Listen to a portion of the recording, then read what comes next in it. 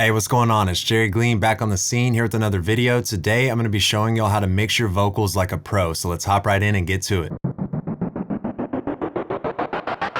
Now, before beginning, I just want to say that it doesn't matter which software that you use. These techniques that I'm going to show you will work in Pro Tools, Logic, Garageband, FL Studio, Ableton, and any other DAW. To begin with, I'm going to play a snippet of the song that we're going to be working on today, so that way y'all can get a feel for the final product with all the effects turned on. And then I'll remove all of the plugins from the vocal and show y'all how to get the vocals sounding nice, clean, and professional, step by step. Brighter than the sun rising over the beach, cooler than the feeling you get feeling the breeze. I've been getting lost in all the love that she carry. Sweeter than some chocolate, she my sugar berry, yeah, my sugar berry, yeah. All right, so the first thing that we want to do is apply some pitch correction to the vocal. And this step is completely optional depending on which type of sound that you're going after. Since this song in particular is a pop song, I'm going to go ahead and apply just a small amount of pitch correction to do some fine tuning to the vocal. And I like to use the AutoTune plugin, but use whichever plugin that you have and feel comfortable working with. The first setting that you want to set on your pitch correction plugin is the key of the song. So that way the plugin knows exactly which notes to tune your vocal to. So the key of this song is going to be B major. So up here at the top of the AutoTune plugin, I'm going to set the key to B major. And then you can also set the voice type. So in particular, my vocal always has the best results when I set the voice type to low male.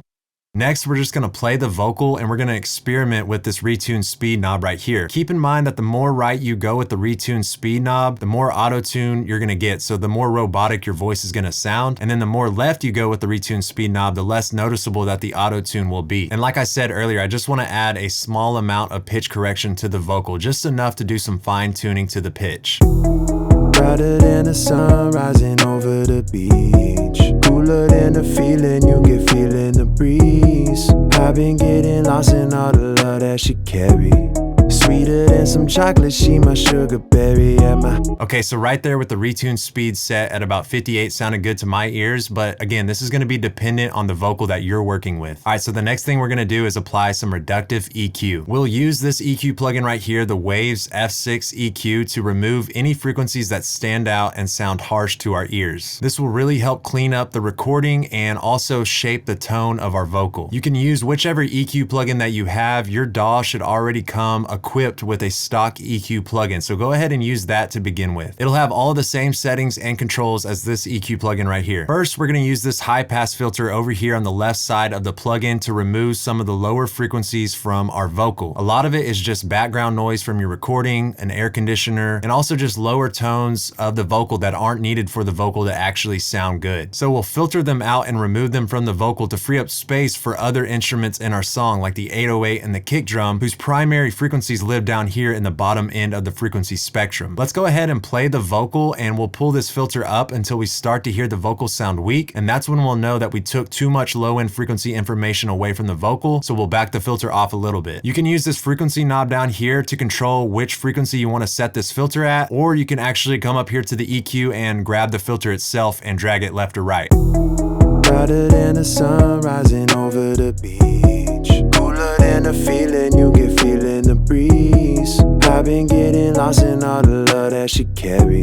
Sweeter than some chocolate, she my sugar berry, yeah, Okay, so right there at about 165 hertz sounded good. This means that everything below 165 hertz is getting removed from the vocal, and then all the frequencies that are higher than 165 hertz are gonna go through the filter untouched. And this is why it's called a high pass filter. Typically, you'll have this high pass filter set anywhere between 80 hertz and 200 hertz. It just depends on the amount of bass frequencies that you want to leave in the vocal. Okay, so now that we have the high pass filter set where we like it, the next thing we're gonna do is grab this EQ point number 1 right here, and we're gonna use it to sweep around the frequency spectrum and find specific frequencies that don't sound good. And once we find those frequencies, we're gonna remove some of the volume from just that specific frequency. And that's what EQing is all about. It's about having complete control over all of the frequencies of any given sound that you're working with. Okay, so the best way to do this sweeping method to find the frequencies that don't sound good is you wanna have your EQ point boosted about 12 decibels. So we'll go ahead and type in 12 on the gain. And then I also like to set the Q value to about 5, and this is really gonna sharpen up our curve so that way we can pinpoint exactly which frequency it is that is sticking out to our ear. The Q value is just gonna control how steep or wide your EQ curve is. So we're gonna sweep around the frequency spectrum using this frequency knob right here until we really hear that frequency that's sounding harsh. And just to help y'all understand and hear exactly what I'm talking about, I'm gonna go ahead and mute everything but the vocal during this step. Brighter than the sun rising over the beach. Cooler than the feeling you get feeling the breeze. I've been getting lost in all the love that she carry. Okay, so right here at about 250 hertz, it just sounded really muddy and a little bit too powerful. Oftentimes you'll get some frequency buildup right here from the proximity effect of somebody singing really close to the microphone. So we'll go ahead and grab the gain knob for this frequency, and we'll dial that back a little bit just to remove some of that frequency. You don't want to completely remove this frequency from the vocal, but you do want to tame the frequency. So removing about 3 decibels is usually a safe spot to start. If you play the vocal back and it starts to sound weak in that frequency area, that means you took too much out. So always start with about 3 decibels depending on how much that frequency is sticking out to your ears. And like I stated earlier, the Q value is going to control how sharp or how wide your EQ cut is. So oftentimes when you're cutting, you don't want to have a wide curve like this because you're going to end up removing frequencies to the left and to the right of the actual frequency that you're trying to remove. So typically when I'm cutting using an EQ curve, I like to have it really sharp. Usually a Q value between 3 and 5 is going to give you the best results when making cuts. Next, we're going to grab EQ point number 2 and we're going to repeat this process of sweeping around the frequency spectrum. So I'll go ahead and set the gain to 12 decibels and then I'll set the Q value to 5 to help us really find which frequency is sounding harsh. Brighter than the sun rising over the beach. Cooler than the feeling you get feeling the breeze. Okay, so right there at about 450 hertz, it just sounded muffled. I instantly heard it when I pressed play on the vocal. So we're gonna go ahead and remove some of the gain from that frequency. Now that frequency was unpleasant, but it wasn't as powerful as EQ point number 1 down here at about 250 hertz. So I only removed about 2.5 decibels, whereas on EQ point number 1, I removed 3 decibels. So it's all dependent on how much you really want to remove from that frequency. So let's grab our next EQ point and continue on with this sweeping method. Brighter than the sun rising over the beach. Cooler than the feeling you get feeling the breeze. I've been getting lost in all the love that she carry. Sweeter than some chocolate, she my sugar berry at my... Okay, so right there at about 1,000 hertz, that frequency wasn't as harsh as the others, but it was sticking out to my ear just a little bit, so I'm gonna go ahead and dial it back.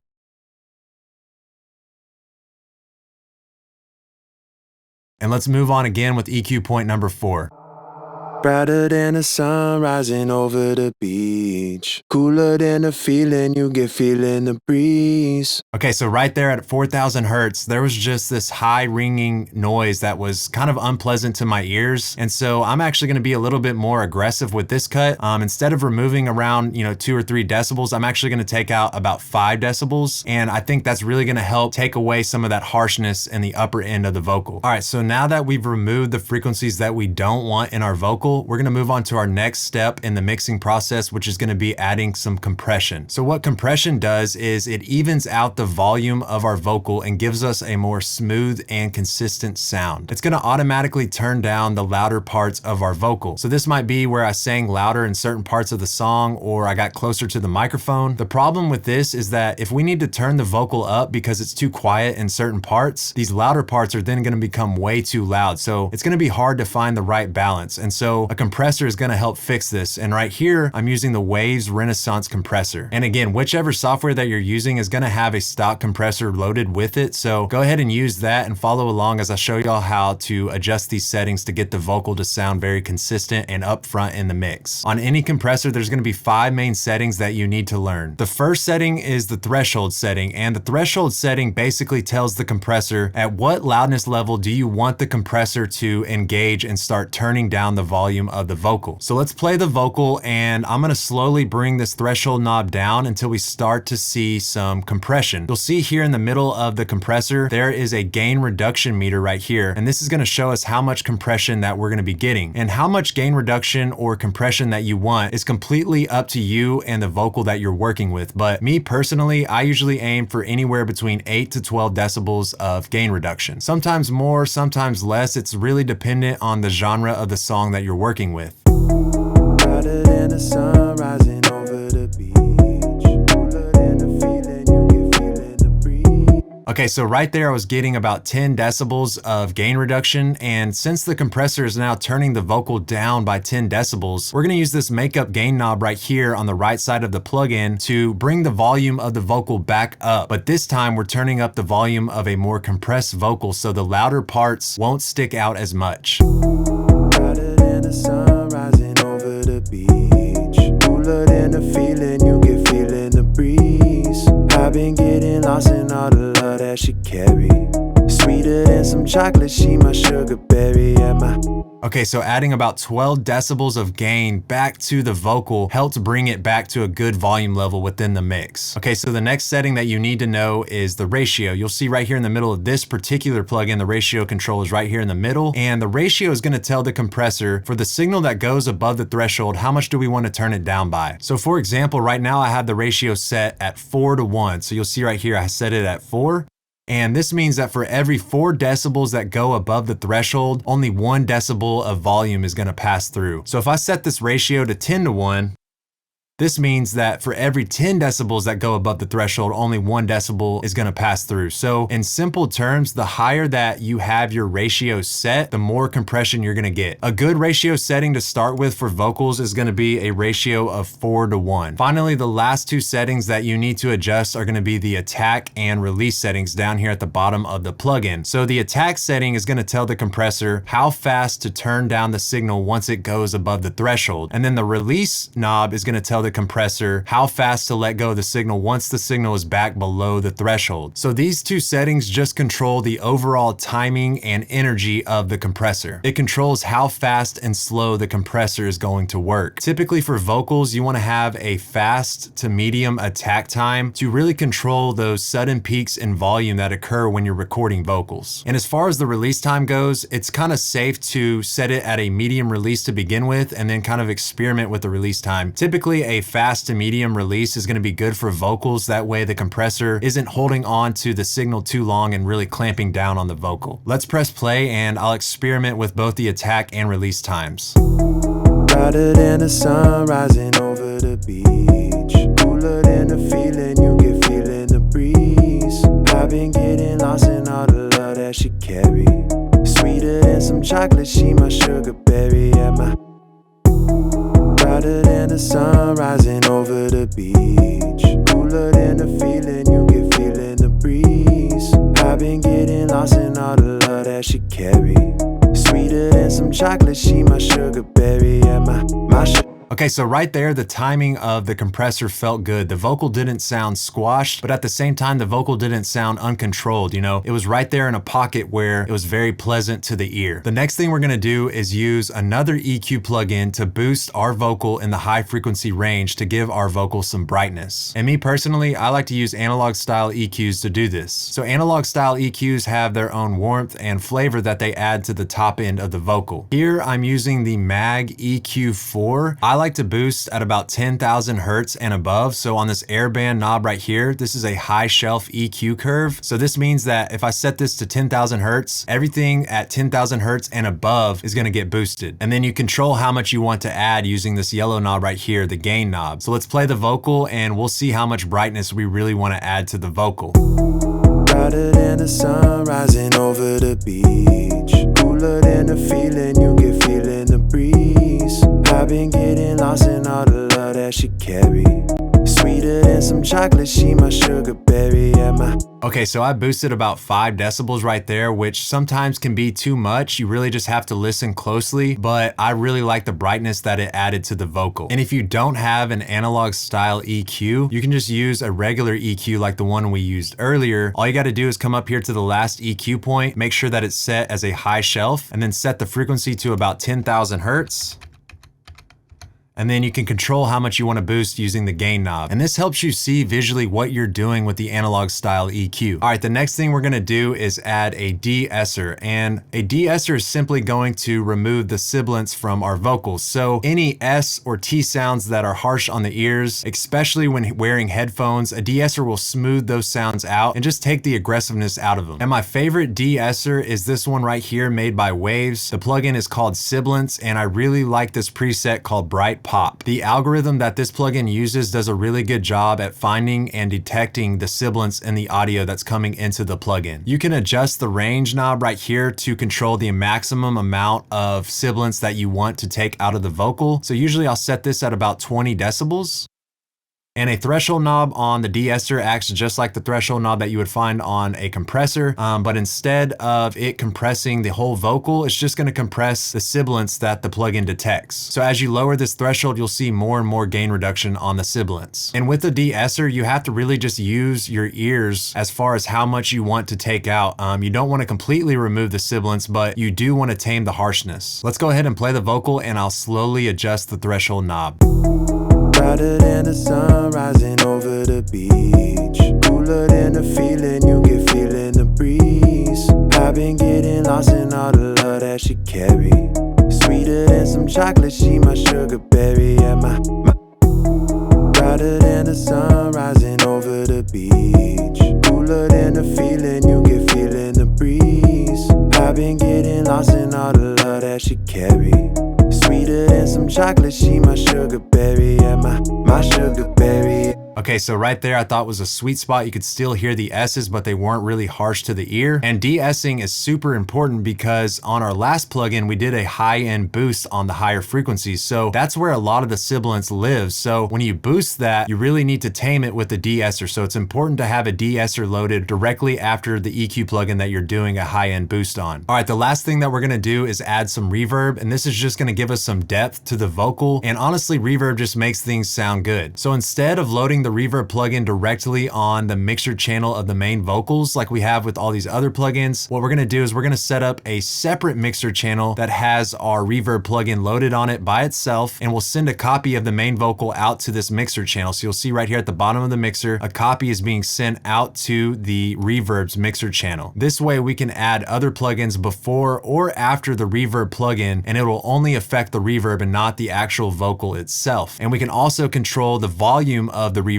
by using this channel fader right here. So I have the Lexicon plate reverb pulled up here, and there's different types of reverbs that you can experiment with. The most popular are the plate reverb and the hall reverb, but for this tutorial, we're just gonna go with the plate reverb, and the two main settings that you want to control are the pre-delay and the reverb time. So you'll see those over here on the left side of this plugin. What the pre-delay setting controls is simply the amount of time between the actual vocal signal and then the onset of the reverb. So in other words, after a word is saying, how long do you want to wait before the reverb actually begins? And I usually like to keep this pre-delay setting at 50 milliseconds or below. And I actually have a video where I show you exactly how to calculate the best reverb settings for your song, and I'll link that in the description. But for the sake of this tutorial, I'll just go ahead and put this at around 30 milliseconds, and we can tweak that if we need to. And then next, the reverb time, which some plugins refer to this as decay, but this setting controls how long the reverb actually plays out, or in other words, how long does the reverb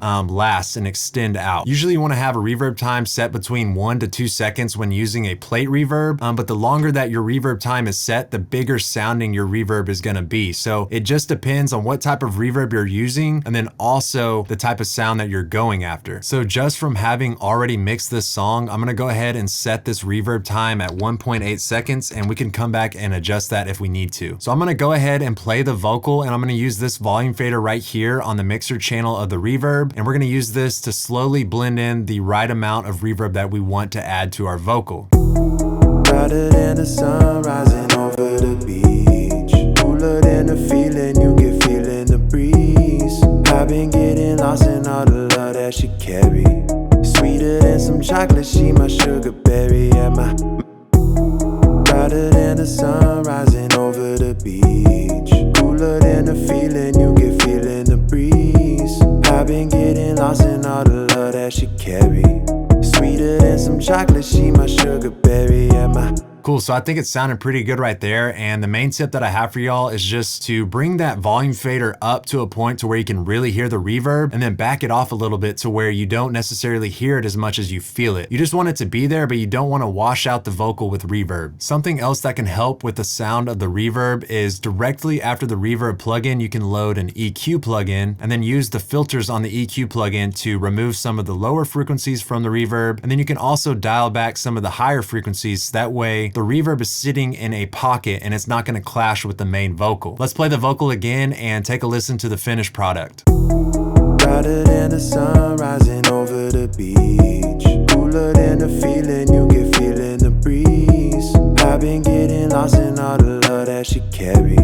Sweeter than some chocolate, she my sugar berry. And my Okay, so just to recap, we did some pitch correction to tune the vocal. We did some reductive EQ to remove the harsh frequencies from the vocal. We added some compression to kind of make the vocal more consistent volume-wise. And then we used an analog style EQ to boost the top end of the vocal, make it more bright. And then we added a De-Esser to kind of tame the sibilance that was created from boosting the high end. And then we lastly added some reverb to kind of give some depth to the vocal. Now, obviously there are a ton of other small things that you could add to the vocal, but these are the basics. These are the essentials that you need to learn how to do to really properly mix your vocal. All right, so that's it for today. I hope y'all learned something. If you're still confused about anything, just leave a comment and I'll get back to you as soon as I can, and I'll see y'all in the next video.